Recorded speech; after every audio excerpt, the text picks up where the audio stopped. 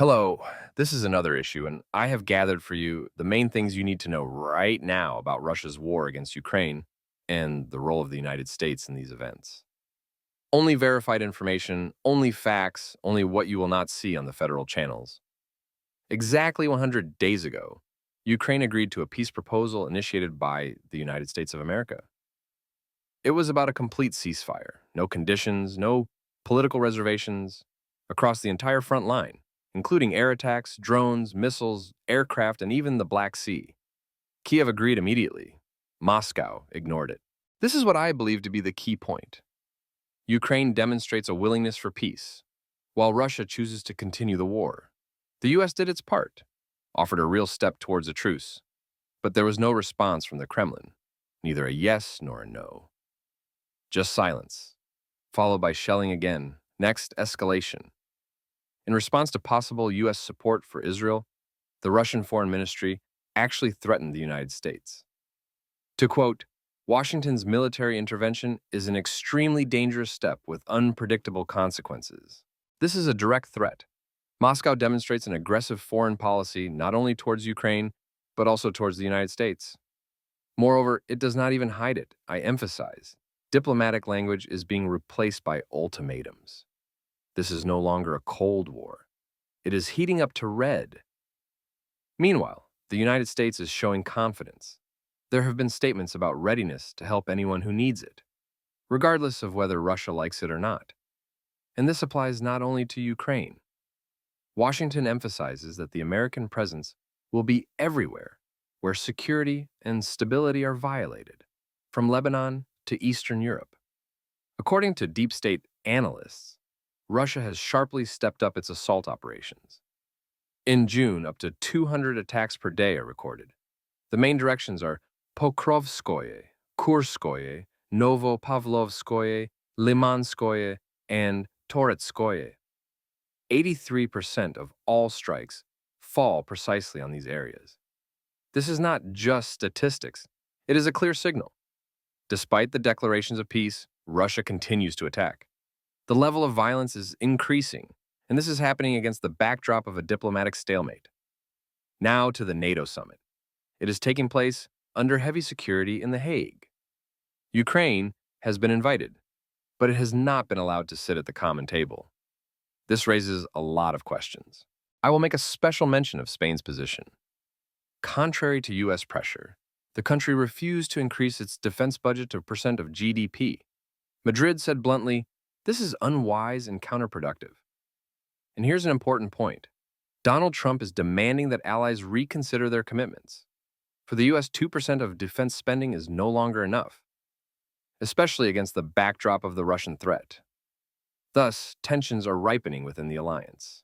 The U.S. is demanding more. Europe is not ready. This gap could weaken unity at the most critical moment. And now for Latin America. A spy scandal has erupted in Argentina. Local intelligence services have uncovered an agent network linked to the deceased Prigozhin. Figurants, Russian citizens who worked undercover on information influence. The group, according to intelligence, acted in the interests of the Kremlin's geopolitical goals. One of the main suspects is Lev Andriashvili, associated with media and public structures, funding, coordination, working with locals. All this points to a serious operation. American analysts have already said Moscow is trying to create new centers of influence, including Latin America. And Argentina is just the beginning, and now it's back to the United States. Sergei Gore, aka Gorokhovsky, is at the center of attention. According to documents, he is the HR chief of the White House under Trump, but his past is a fog. Born, allegedly, in Malta, but the Maltese authorities can't confirm that. Moreover, he uses the same passwords as in Russian accounts. Who is this man? Why does he have access to key functions in the White House? This is one of those cases where coincidences no longer seem random, and if such figures find themselves inside the U.S. administration, questions need to be asked now. To conclude, the economy. Russia is on the verge of recession, and this is the official position of Economy Minister Maxim Reshetnikov. Industry, especially metallurgy, is collapsing. More than 600,000 workers are on the verge of dismissal. Exports have been stopped. Metal is unprofitable to sell. Domestic demand is falling. I emphasize, even friendly countries, including China, are losing interest in the Russian economy. The St. Petersburg Economic Forum, once a showcase for investment, this year has turned into an internal party with Putin's daughters. So let's continue. What is happening now is not just isolated events. It is a systemic shift in geopolitics, in the balance of power, and in the very foundations of international security.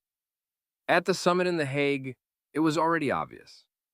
The Union is cracking. The U.S. wants Europe to pay more. Trump demands from the Allies 5% of GDP for defense.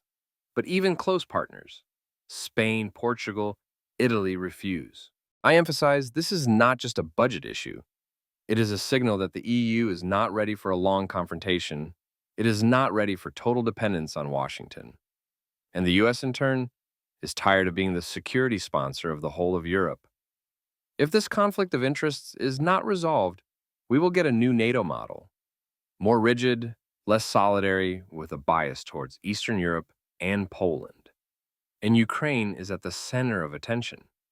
Despite a formal invitation to the summit, Ukraine was not brought to the negotiating table. It was included in the protocol, but not in the process. This is painful, because the country that holds Russia back still stands outside the collective security system. Nevertheless, I note, Ukrainian diplomacy is not backing down. Zelensky seeks meetings with every European leader, raises the topic of NATO membership and increased aid. But at the same time, the U.S. is in no hurry to openly guarantee anything. Formally, there is support. In fact, there is still no decisive step. Ukraine hangs between the front and the bureaucracy. Meanwhile, Moscow's actions are becoming more and more aggressive. In addition to the front, the Kremlin is expanding pressure on other countries, diplomatically, spying, informationally. Let me remind you, against the background of international pressure, the Kremlin is not weakening the war, but on the contrary, it is intensifying its offensive actions. Even through domestic channels, there's a directive not to stop. For the regime, this is a matter of survival. And here the United States plays a critical role. Not only the fate of Ukraine, but also the stability of the entire region depends on how Washington builds a strategy of counteraction. Let's not forget about the economy. There is a serious crisis inside Russia. Even officials, such as the Minister of Economy, are already talking about recession. Metallurgy, oil, exports, everything is falling. Businesses are leaving. The West is not coming back. What's the government doing? Putin's daughters on stage? As a symbol of continuity, or simply as an attempt to create an illusion of stability.